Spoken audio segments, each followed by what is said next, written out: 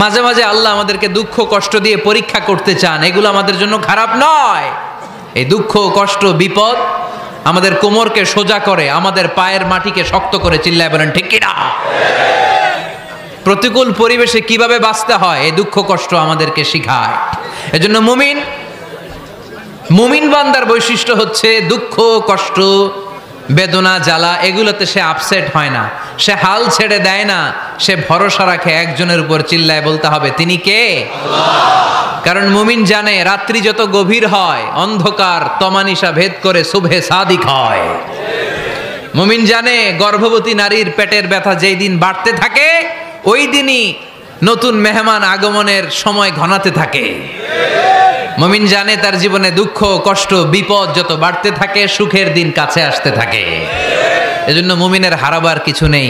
ইন্না মাআল উসরি ইউসরা, ইন্না মাআল উসরি ইউসরা। নবী হে, কষ্টের পরেই আছে আনন্দ, দুঃখের পরেই আছে সুখ। আপনি সমস্যায় পড়েছেন, ওই সমস্যার সমাধানও আছে না নাই? এই পৃথিবীতে এমন কোন সমস্যা আছে যেটা সমাধান নাই? কথা বলেন। সমস্যা তৈরি করেছে কে? আবার সমাধানও দিয়েছে কে? Allah doesn't create a lock without its কি। আল্লাহ কখনো চাবি না বানাইয়া ওইটার তালা বানায় নাই। কথা কন। তালাও যেহেতু আছে ওই তালার চাবিও বানিয়েছে কে? মা আনজালাল্লাহু দাআন ইল্লা আনজালাল্লাহু লাহু শিফা।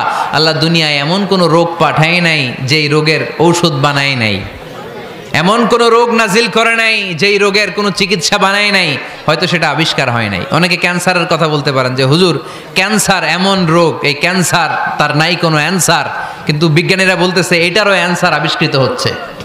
সুবহানাল্লাহ কইবেন না? কিছু কিছু ক্ষেত্রে হয়েও গিয়েছে।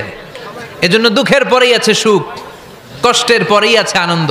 এই দুনিয়াটাই এরকম, কষ্টের পরই আনন্দ। দেখবেন তারাবির নামাজ 20 রাকাত পড়তে কষ্ট লাগে না? কোমরে ব্যথা, হাঁটুতে ব্যথা, কিন্তু 20টা রাকাত যখন শেষ করে মসজিদ থেকে বের হই একটা আনন্দ আছে না নাই? কষ্ট করে পরীক্ষার জন্য প্রিপারেশন নিলেন আপনি কয়েক মাস, কিন্তু ফলাফল যখন ভালো হয় তখন একটা আনন্দ আছে না নাই?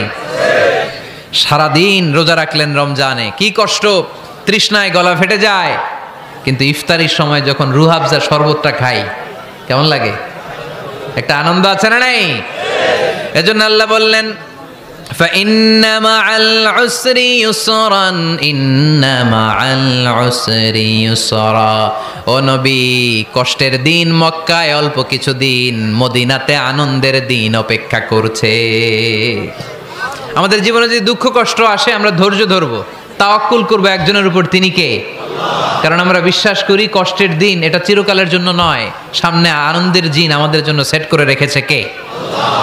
তাহলে আমরা সূরাতুল ইনশিরাহ থেকে 3টা নেয়ামতের বর্ণনা শুনলাম, বিশ্বনবীকে কি সান্ত্বনা দেয়া হলো সেটা শুনলাম। এবার 2টা গাইডলাইন শুনে তাফসীর আমরা শেষ করব। শুনতেছেন? কষ্ট হচ্ছে তো উঠা বসা করতেছেন কেন? উঠলেন কারা কারা? শেষ করে দিব? দোয়া করে দেই। কি গাইডলাইন দিলেন শুনবেন? কে কে শুনবেন না হাত তোলেন।